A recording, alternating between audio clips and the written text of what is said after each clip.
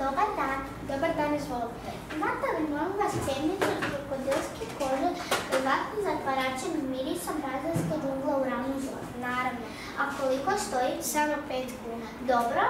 A imate li molim vas olovku od stoljetne hrastovine sa dijamantnim vrhom crvenu? Naravno. A koliko stoji? Samo 5 kuna. Znači 5 kuna, 5 kuna i 10 kuna. Budući da imam 20 kuna, mogu kupiti još nešto u vrijednosti 10 kuna. Nije važno što, važno je trošiti i potrošiti sve. Takav je život. Imate li molim vas bijele čarape od japanske sure sa zelenim crnim podvezicama broj 5? Naravno. A koliko stoji? Lijeva 5 kuna, desna 5 kuna. Znači pernica 5 kuna, olovka 5 kuna, lijeva čarapa 5 kuna, desna čarapa 5 kuna. Ukupno to je točno 20 kuna. Baš toliko imam.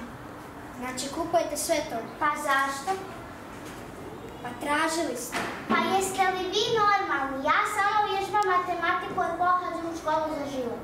Što će meni krokodilske pernice, dijamantne olovke i japanske podvezice? Doviđenja.